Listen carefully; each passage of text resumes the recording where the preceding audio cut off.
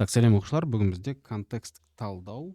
Бүгінгі сұрақтарда қандай контекст талдаймыз, соны қарап мұқият жазып жаттап алыңыздар, жарай ма?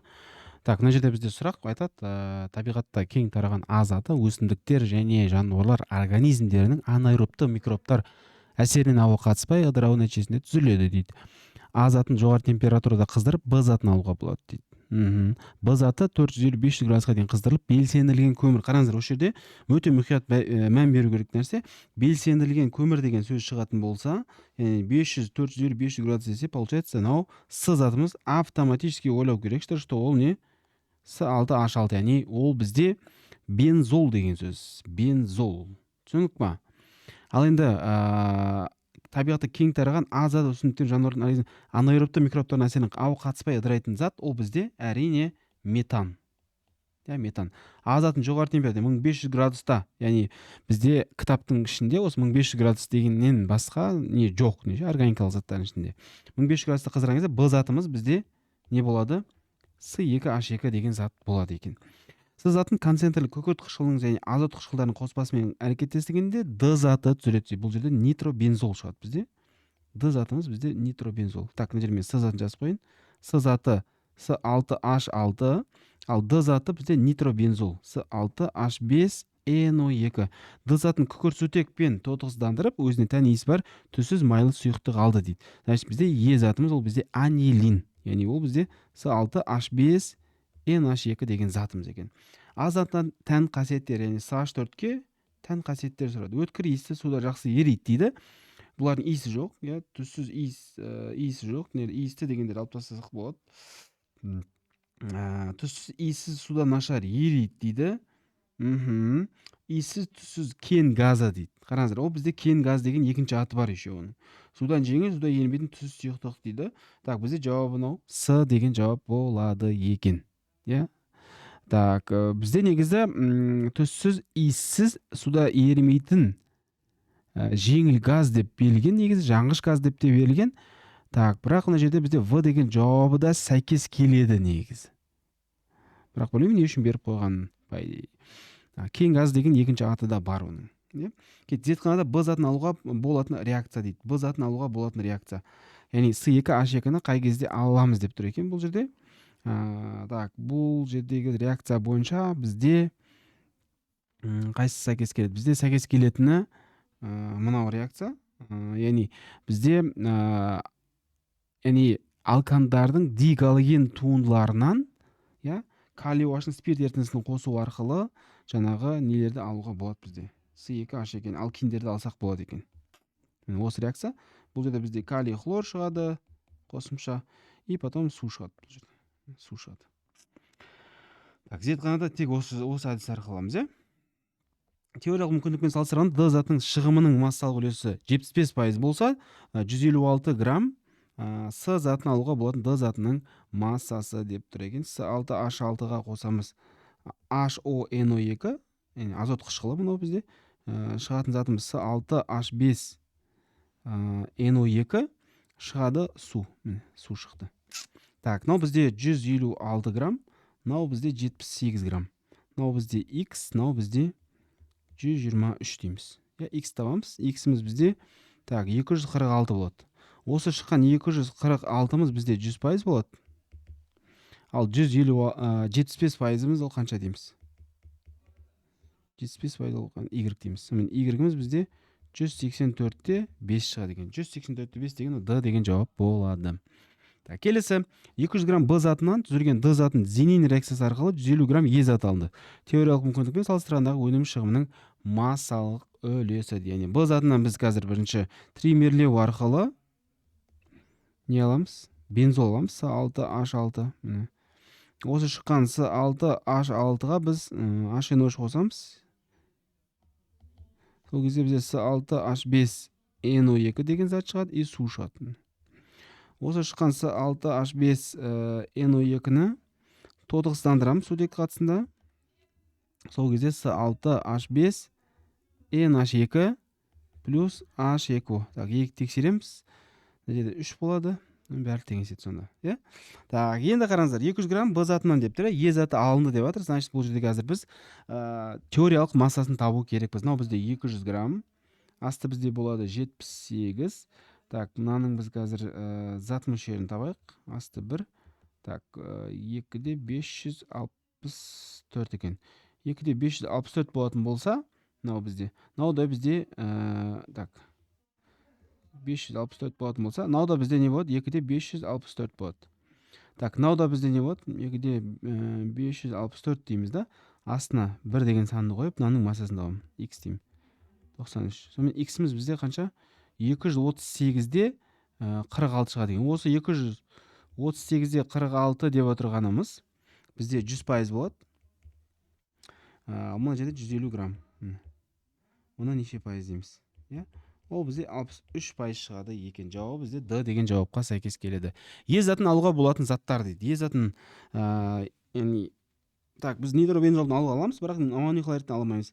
Так, глициннен так ала алмаймыз. Глицериннен тоже ала алмаймыз. Так, фенолдан алуға болады аммонолиз арқылы. Ал сосын хлорбензолдан тоже ала аламыз. Иә, сонымен жауап бізде Д деген жауап болады.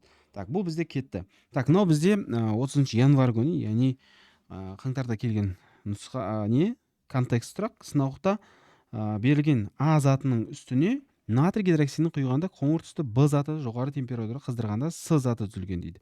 Қоңыр түсті Б заты белгісіз бір негізді оттексіз қышқылмен әрекеттесіп, негіздік Д затын түзген дейді. Так, сонымен бізде С затымыз Б затын қыздырған кезде түзілетін, так, Б затын жоғары температура қыздырған кезде С қатты заты шығады деп тұр екен бізде. Иә? Так. Иә. Сонда бізде С затымыз, Б затымыз бізде темірдің гидроксиді болатын болса, так, сонда бізде мына жерде қараңыздар, А затымыз ол бізде примерно темірдің бір тұзы болып тұр мына жерде. Иә? Қандай тұзы екенін біз қазір анықтаймыз оның. Так, пока что ол темірдің тұзы болатын болса, мына натрий гидроксидін қосқан кезде, сонда Б затымыз бізде темірдің гидроксиді шығады. Қоңыр түсті десе, ол бізде 3 валенттісі. Иә, 3 валенттісі. Осы жерде айтып жатыр, осы феррум OH3-ті біз қыздырған кезде бізде шығады феррум 2O3 шығады и H2O деген зат шығады. Көрдіңіздер ме? Яғни мынау бізде не болады? С затымыз болады. Қоңыр түсті Б заты белгісі бір негізді оттексіз қышқылмен әрекеттесіп, Д затын түзеді деп айтып жатыр мына жерде. Так, Д затын түзеді. Так, Д затымыз енді бізде оттексіз қышқылмен реакцияға түскен кезде негізді оттексіз қышқыл, енді мысалы любой бір қышқылмен реакцияға түсіруге болады, H хлор деген сияқты. Так, сол кезде бізде негіздік тұз түзеді деп тұр. Ол примерно оны қазір тоже анықтаймыз, қандай екен. Так, сонымен бізде қоңыр түсті затымыз ол бізде болды феррумның гидроксиді. Д заты түзілу үшін реакция, қазір оны табамыз. Б затын қыздырған кезде С затының массасы дейді. Жаңағы реакция бұл жерде де. Феррум H3-ті біз қыздырамыз. Сол кезде феррум 2O3 плюс H2O шығады. Так, мұнда 2 қоямыз, мұнда 3 қоямыз. Мынау бізде 107 грамм болса, асты бізде 214 болады. Так, мынаны біз X дейміз, асты бізде 160 дейміз. X бізде 80 грамм болады. Жауап бізде не? 80. Массасы 325 грамм А заты де. А затының бізде молекулалық массасын беріп қойыпты, қараңыздар. Егер де молекулалық массасы 162-де 5 болатын болса, ол бізде феррум хлор 3. Феррум хлор 3-тің молекулалық массасы бізде 162-де 5 екен. Сонда А затымыз бізде жазып қойсақ болады, басына феррум хлор 3 деп, иә? Феррум хлор 3. Так, осы натрий гидроксидінің Б заты алынды, қосқанда дейді. Б затымен бір негізді оттексіз қышқыл бірде екі қатынасында әрекеттескенде түзілген негіздік тұздың массасын сұрап жатыр екен. Так, жарайды. Жазайық енді. Феррум хлор 3 плюс натрий OH.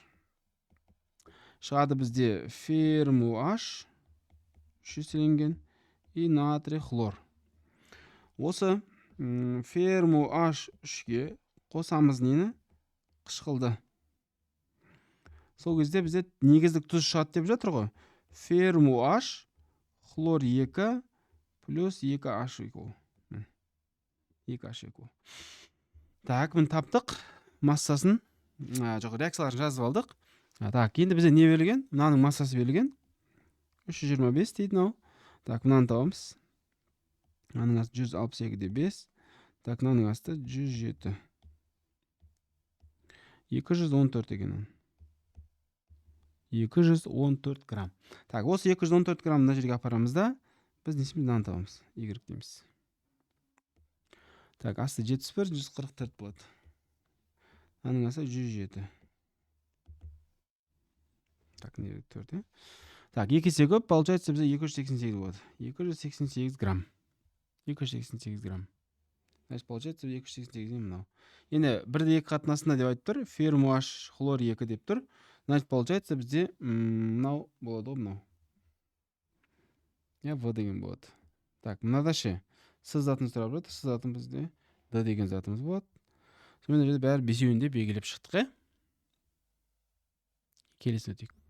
Так, келесі ол бізде қаныққан көмірсутек қатарына кіретін А заты суда ерімейтін жеңіл жанғыш газ дейді. Ол табиғи газдың ең құрамдас бөлігі. Получается, бізде табиғи газдың ең құрамдас бөлігі, ол сразу ойласаңыздар болады, что ол не метан екен, Оның қайнау температурасы 161-де 5 дейді, ал қату температурасы осындай. А затын В реагентімен 1-1 қатынасты галогендеу процесін жүргізген кезде С заты түзіледі дейді. Так, А затын В реагентімен деп тұр, С заты көптеген органикалық компоненттердің синтездеу кезінде негізгі қосылыс болып табылады. Б реагенті оңай буланатын қоңыр түсті сұйықтық дейді. Получается, сонда бізде Б-мыз сұйық зат, еще қоңыр түсті, ол бізде не бром 2 десек болады. Ал сонда бізде С4-ке В-ны қосқан кезде С затымызда не шығады сонда?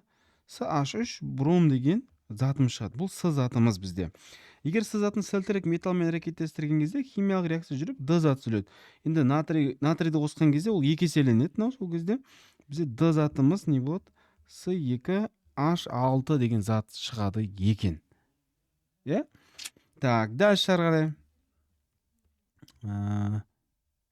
Так, Д заты 1200 градуста пиролизденіп, түссіз Е затын түзеді. Е затын салыстырған молекулалық массасы 26 дейді.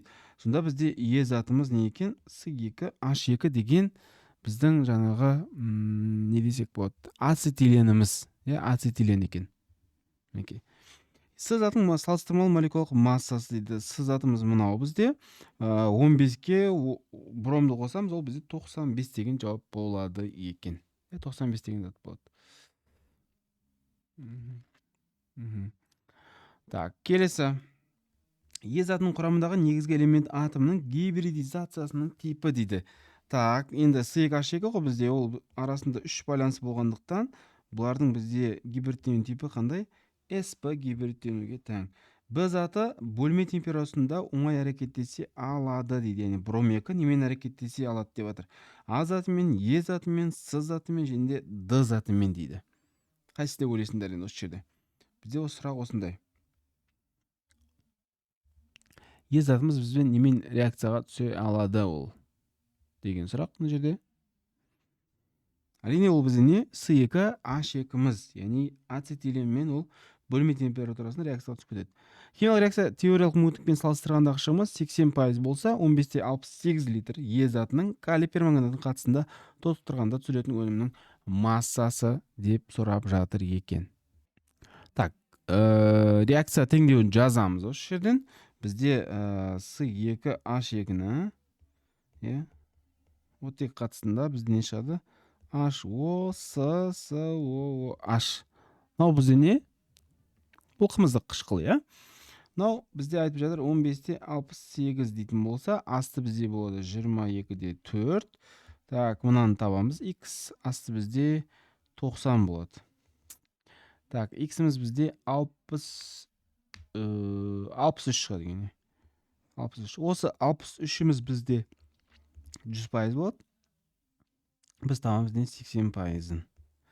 80%, ол бізде не болады екен? 50-де 4 литр. 50-де 4 грамм болады. Келесі химиялық реакциялар схемасы төменде көрсетілген дейді. Д затынан алынатын Y затының массасы химиялық реакцияның теориялық мүмкіндікпен салыстырғандағы шығымы 80% деп ойлаңыздар дейді. Так, бізде Д затымыз не еді? Д затымыз бізде С2H6 еді. Сол С2H6-ға қосамыз нені? бром 2-ні деп айтып жүр мына жерде. Бром 2-ні қосқан кезде не шығады бізде?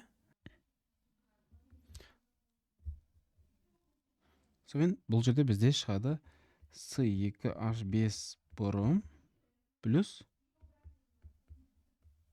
H бром. С2H5 бром қосылған натрий. С4H10 плюс натрий бром. Е? Так, енді дальше не істейміз? Енді бізде берген 20-да 16 литр Д заты. Ол бізде 20-да 16 литр. Асты бізде болады 22-де 4. Так, бізге табу керек мынаның зат мөлшерін дей салайық. X моль. Асты бізде 1. Сонымен X-міз бізде шығады екен. Так, 0,9 болады екен. 0,9 моль. Так, 0,9 моль болса, асты бізде 1 болады. Біз мынаны табамыз, Y дейміз. Осыны табамыз. Мынаның асты бізде 58 болады масса тапқан кезде. Так, ол бізде болады 26-да 1 екен. Так, сонымен 26-да 1 деген ол біз үшін 100% болады. Так, 85% ол бізде қанша? Так, ол бізде 22 шығады екен. 22 грамм. Жауап бізде В деген жауапқа сәйкес келеді екен. Мінекей осындай контекст келген болатын. Бұл да бізде 30 күнгі екінші контекст ретінде келген. Келесі сұрақ, ол бізде тіршілік үшін маңызды элементтердің бірі, сонымен бірге жалын түсін сарыға бояйтын А металл сумен әрекеттескенде қатты сабын алуда қолданатын Б затын және де С газын түзеді дейді. Б газы азот қышқылымен бейтараптану реакциясына түсіп, Д затын түзеді дейді. Д затының судағы ерітіндісімен балқымасын электролизденеді дейді. Д затының судағы ерітіндісімен балқымасы электролизденеді деген сұрақ қойған екен. Так, сонымен бізде А затымыз енді тіршілік үшін өте маңызды, жалынды сары түске бояйтын болса, онда бізге А затымыз не бұл? Натрий деген сөз. Так, сосын А заты металл мен сумен реакцияға түскен кезде, значит, ол жерден бізде не шығады? Натрий OH шығады деген сөз. Сол емес па? Б затымыз. Және С газын түседі деп тұр. С газы ол бізде сутек газы. Сосын Б газы, С газын және Б затын және жеңіл С газын түседі дейді. С газы азот қышқылымен, Б газы азот қышқылымен бейтараптану реакциясына түсіп, так, Д затын түзеді дейді. Д затының судағы ерітіндісімен балқымасын электролизденеді деген сұрақ қойған екен. Енді жерде Б заты деген шығар, наверное, жерде. Б заты деген сөз азот қышқылымен әрекеттескен бейтараптану реакциясына түседі да Д заты түседі дейді. Д заты деп отырмыз, натрий нитраты мына жерде. Мынау бізде Б газ емес, Б заты деп келу керек негізі. Так, сонымен Б затының формуласын айтып жатыр бізде натрий OH. Б затының азот қышқылымен әрекеттескенде түзілетін Д заты ол бізде натрий NO3. А металлының карбонаты мен гидрокарбонатынан тұратын 40 грамм қоспаны қыздырған кезде 1,62 грамм су түзілген қатты заттың массасы дейді. Так, жақсы. Натрий HCO3 бізде шығады натрий 2 СО3 плюс СО2 плюс не H2O деген зат шығады. Так, екі еселейміз мына жерден. Так, сонда бізде барлығы теңесіп тұр, бұл бітті екен. Так, А металлының карбонаты мен гидрокарбонатынан 40 грамм қоспаны қыздырғанда 1,62 грамм су түзілді деп жатыр. Получается, бізде осы жерде ғана су түзіледі, яғни осы 1,62 дейміз. Асты 18, мынаның қаншасы жұмсалғанын тауып аламыз, X табамыз осы жерден. Так, X-іміз бізде қанша шығады? Так, 15-те 12 грамм шығады екен. 15-те 12 грамм. Так, ал мына жердегі мынаның массасын табатын болсақ, ол бізде асты 106, үсті Y болатын болса, так, 9-да 54 болады екен. 9-да 54. Так, енді дәл шары қарай. Енді айтып жатыр бізде түзілген қатты заттың массасы дейді ғой. Түзілген қатты зат деп отырмыз, ол натрий карбонаты. Сосын бізде бастапқы кезде бізде натрий 2СО3 және де натрий HCO3 болды ғой. Осы ғана реакцияға түседі бізде қыздырған кезде. Мынау реакцияға түспейді. Значит, мынау бізде қалып кеткен. Яғни 40 граммның ішіндегі біреуі қалған деген сөз, бастапқы кездегі. Сонда біз қазір мынаның массасын таба аламыз. Масса бастапқы кездегі натрий СО3, натрий XO3. Так, 40-тан азайтамыз. 15-те қайтадан азайтамыз. 15-те 12-ні. Ол бізде болады 24-те 88 болады деген. Келесі масса, яғни соңғысы, жалпысы десек те болады. натрий экс3. Бізде жаңадан түсірген мынауымыз бар, и бізде қалып кеткен мынау бар. Екеуін қосамыз енді. 24-те 88-ге қосамыз. Қосамыз 9-да 54-ті. Ол бізде болады 34-те 42 деген масса шығады екен. 34-те 42 деп отырған, но С деген жауап болады. Так. Д затының судағы ерітіндісінің электролизі кезінде түзілетін өнімдер дейді. Так, Д заты дегеніміз ол бізде натрий NO3, осының электролизі. Натрий NO3-тің электролизі кезінде бізде не шығады деп тұр? H2 қосамыз, сол кезде бізде мынау реакцияға түспейді. Электролизге ұшырамайды да, бізде не шығады? 2H2 плюс O2 деген зат шығады. Енді натрий NO3 қайттан бөлінеді десек те болады. Ол ерітінді жүре береді бізде. Так, мына жерге екіп қоямыз. Сонда жауабында бізде мыналар ғой. Түзілетін өнімдер деп тұр, бізде өнімдер ретінде мынау болады. Сутек пен оттек. Так, 80 грамм 60% Б затының ерітіндісіне силициум O2 қоспасын салғанда 5-6 грамм газ түрген. Реакциядан кейінгі ерітіндегі Б затының массалық үлесі дейді. Енді кремнийге біз натрий OH қосамыз. Судың қатысында жүреді бұл жерде. Бізде не шығады? Натрий 2 силициум O3 деген зат шығады. Сутек газы бөлінетін жерде. Теңестіреміз, мына жерге 2 қоямыз. Так, мына жерге 2 қоямыз.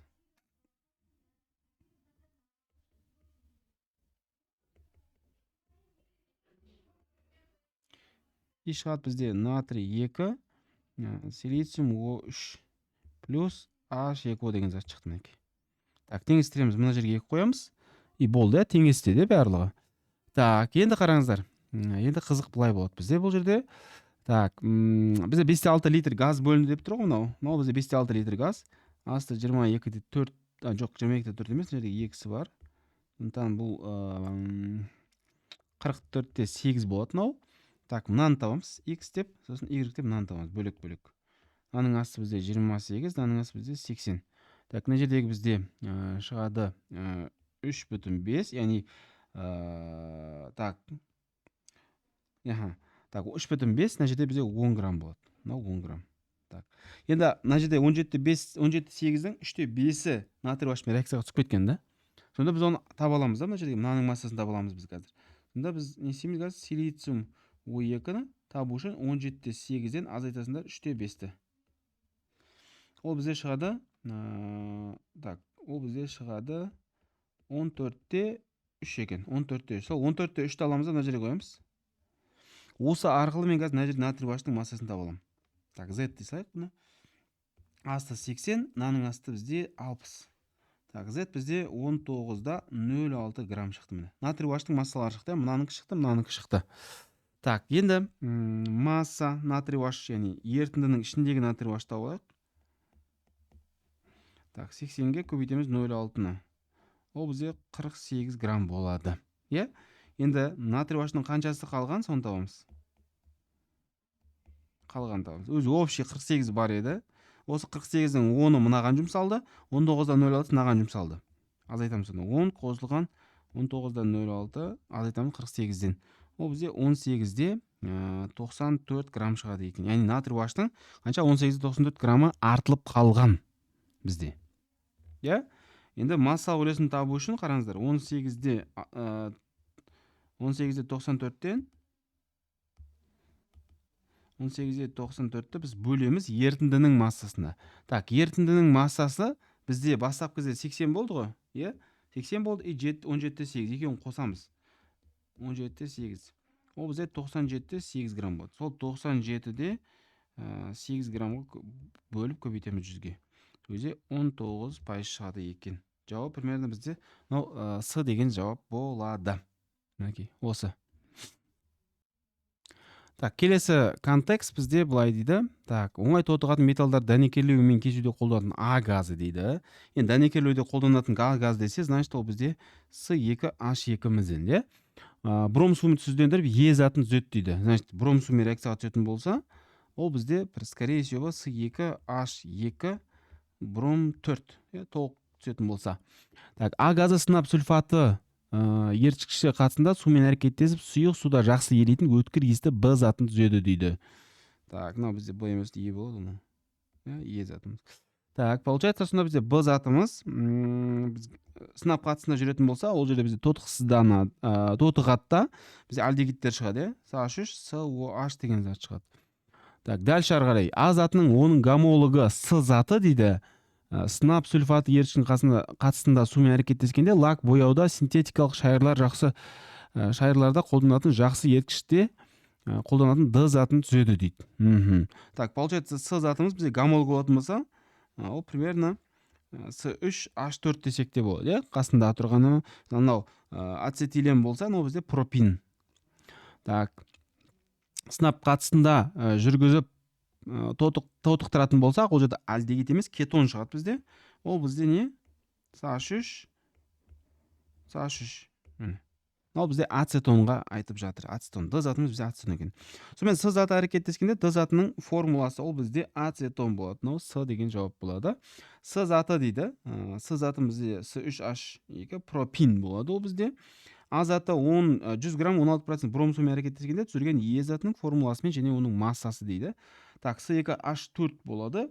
Енді массаларын табамыз. С2H2 қосылған бром 2. Бізде шығады С2H2 бром 4 деген мінекей. Так, мына жерге 2 қоямыз. И все болды. Так, мынау бізде бромның массасын тауып аламыз жерден.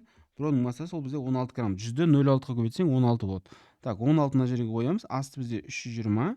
Так, x-ті жазамыз. Астын біздің 346 дейміз. X тең, так, 17-те 3 грамм болады деген. 17-те 3 грамм деген болса, мынау В болады бізде. Так, айналымдағы x заты дейді мына жердегі. Так, мына жерден енді бізде 1 мольмен болған кезде x затымыз бізде С2H4 болады. H хлор қосатын болсақ, ол бізде С2H5 хлор болады. Калий уаштың спиртті ерітіндісімен жүрген кезде не шығады? Алкен шығады бізде. С2H4 шығады.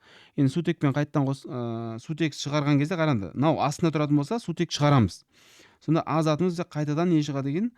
Жаңағы С2H2-міз қайттан шығады. Осы жердегі X затымыз сұрап тұр. Ол бізде не? С2H4, ол бізде этилен. Ол бізде этилен. Шатасып кетпеңдер, қайттан наны жазып жүрмеңіздер, Бізде не сұрап жатыр? Этиленді сұрап жатыр екен. Егер А затының шығымыз 50% болса, 4% қоспасы бар 5 грамм табиғи газдан алынатын А затының көлемі дейді. Так, 4% қоспа болатын болса, 96% ол таза деген сөз. Енді 5 грамм ішіндегі 96%-ын табасыңдар. Так, ол бізде 96% болады, ол бізде 4-те 8. Мында С4-тен біз не аламыз? С2H2 аламыз. H2. Так, мында 2 қоямыз, Так, мынау бізде 4-те 8, мынау бізде болады 32, мынаның көлемін табамыз, 22-де 4. Так, x бізде шығады. Так, 3-те 36 болады ғой,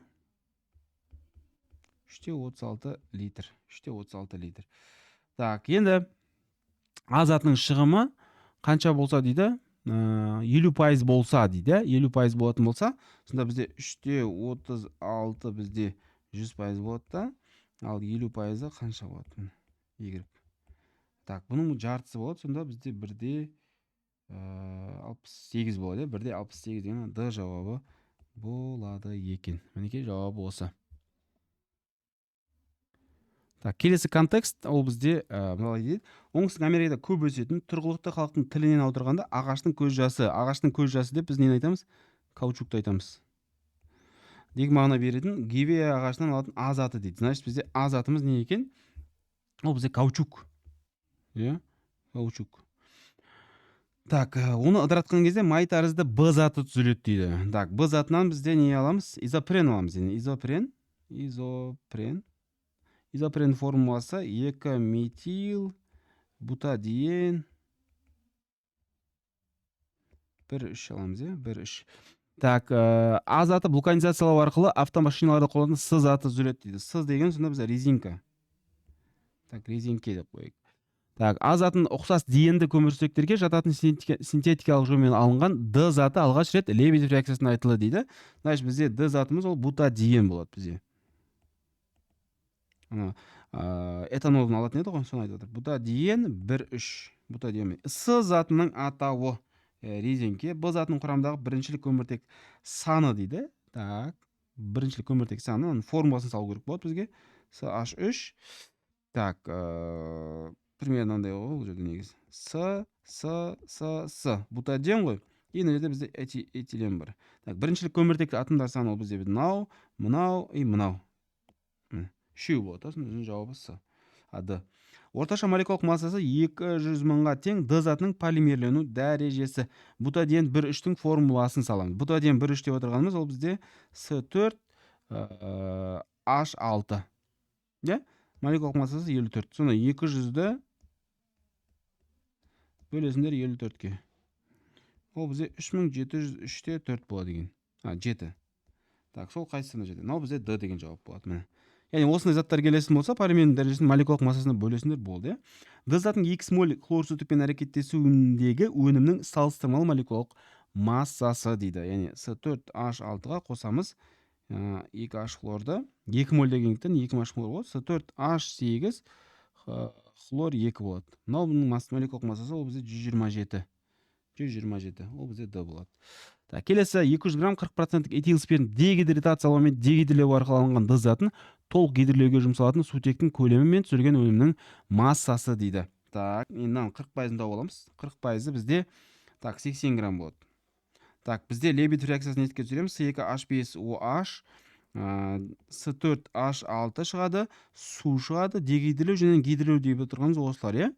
Так, мына жерге 2 қоясыңдар, мында 2 қоямыз. И все болды, е? Так, мынау бізде 80 болатын болса, асты бізде болады 92. Мынаны X моль дей салайық. 1 тең 0,87 моль болады. 0,87. Так, енді осы С4H6 қосылған H2 шығады С4H10. С4H10. Мынау бізде, так, айтып жатыр, шығымы 0,87 ол бізде 100% болатын болса, шығымы 60% ғой. 60%-ын табамыз жерден. 0,522 болады. Сонда 0,522-ні мына жерге қойып, астына 1 дейміз да, мынаның көлемін табамыз. 44-8. Ол бізде болады 23 литр. Так, мынау ше бізде Y табамыз. Мынау бізде 58 болады бізде 30 грамм. 30 грамм. Жауабы 23-те 30 грамм дегенді белгілейміз. Мына жауабы бізде Д деген жауапқа сәйкес келеді екен. Енді осы сұрақтарды міндетті түрде қарап шық, жақсылап жаттап ал, түсініп, жарай ма? Мүмкін алдағы уақытта саған келіп қалатын шығар.